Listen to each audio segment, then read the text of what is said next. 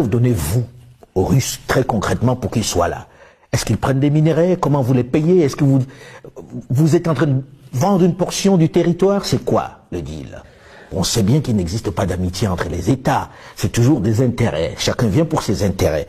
Alors, aujourd'hui, il y a la peur d'un certain nombre de personnes de voir qu'on a changé un maître pour un autre. Or, je vous connais un tout petit peu pour savoir que vous n'êtes pas dans le remplacement d'un maître par un autre. Si c'était ça le deal de quitter vraiment un maître pour un autre, on préfère mourir. Parce que quand on dit la patrie ou la mort, ça a tout son sens.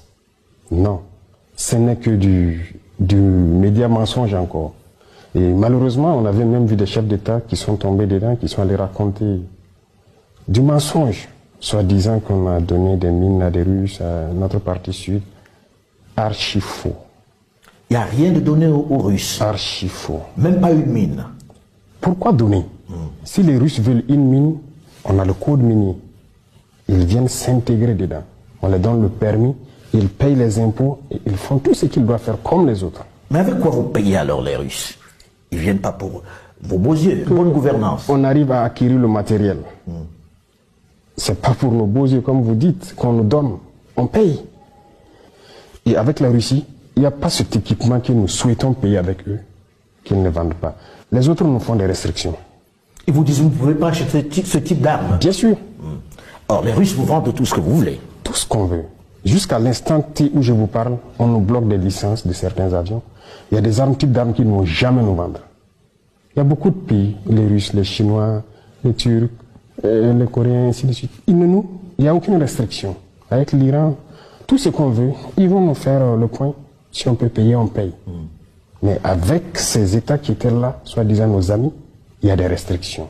Il y en a même qui sont arrivés à nous dire qu'ils ne peuvent rien nous vendre qui est létal. Ah oui? Oui. Donc vous faites la guerre, vous ne pouvez pas tuer celui qui est en face de vous? Ah oui, les terroristes, lui, nous tuent. Mais nous, on a peut-être le devoir de ramasser des cailloux, peut-être même le caillou est létal.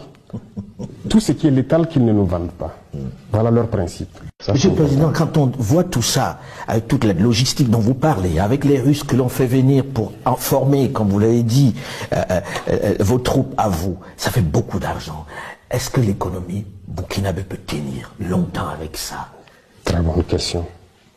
Ça fait beaucoup d'argent. Voilà pourquoi je dis que nos pays ne sont pas pauvres.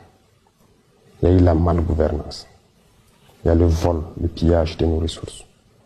C'est de ça qu'il s'agit. Je prends un exemple.